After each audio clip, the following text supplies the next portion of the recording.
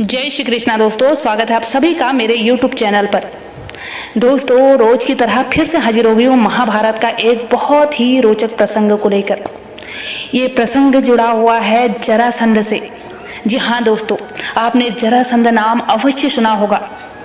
ऐसा इसलिए कह रही हूँ क्योंकि इसने श्री कृष्ण के साथ कंस के वध के बाद कई युद्ध लड़े थे जिनमें पराजित तो हो जाता था, बट इसको श्री कृष्ण मृत्यु के घाट नहीं उतारते थे। और महाभारत के युद्ध में जरासंध की मृत्यु बहुत भिन्न तरीके से हुई थी।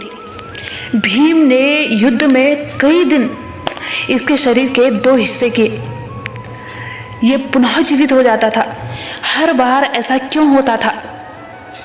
जरासंध के बारे में हमें थोड़ा पहले से जानना पड़ेगा दोस्तों। आप लोगों को पता ही होगा, भगवान श्री कृष्ण का मामा था कंस। कंस का ससुर था जरासंध।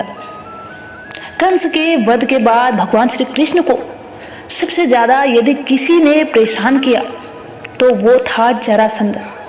जरासंध बृहद्रथ नाम के राजा का पुत्र था। मगध सम्राट जरासंध का राज्य भारत में सबसे शक्तिशाली था।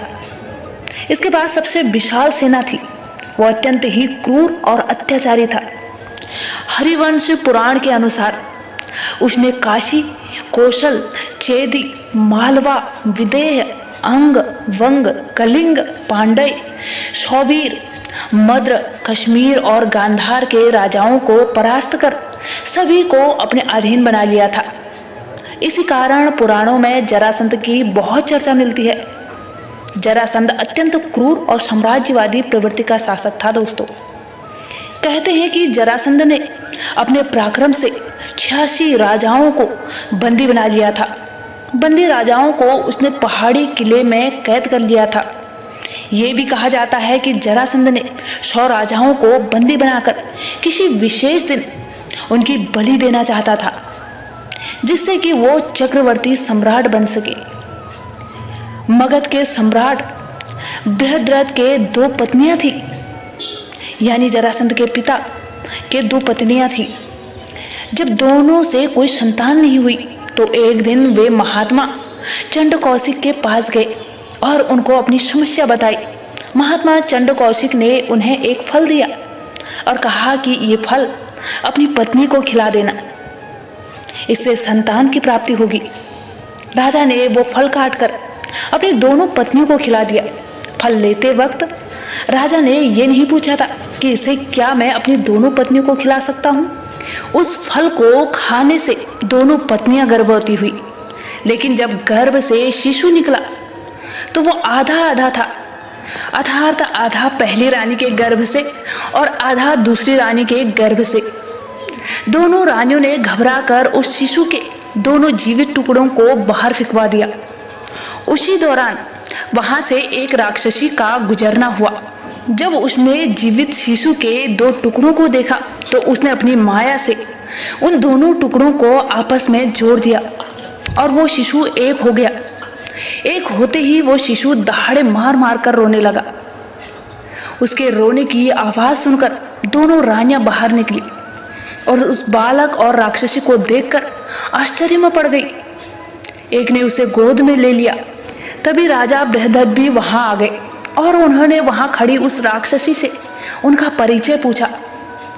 राक्षसी ने राजा को सारा किस्सा बता दिया। उस राक्षसी का नाम था जरा। राजा बहुत खुश हुए और उन्होंने उस बालक का नाम जरासंध रख दिया, क्योंकि उसे जरा नाम की राक्षसी ने संधित किया था, जोड़ा था। अब करते हैं जरासंध के वध की बात। जरासंध की खासियत ये थी कि वो युद्ध में मरता नहीं था। उसे अक्सर मल्ल युद्ध या द्वंद्व युद्ध लड़ने का शौक था और उसके राज्य में कई अखाड़े थे। वो श्री कृष्ण का कट्टर शत्रु भी। और श्री कृष्ण ने जरासंध का वध करने की योजना बनाई।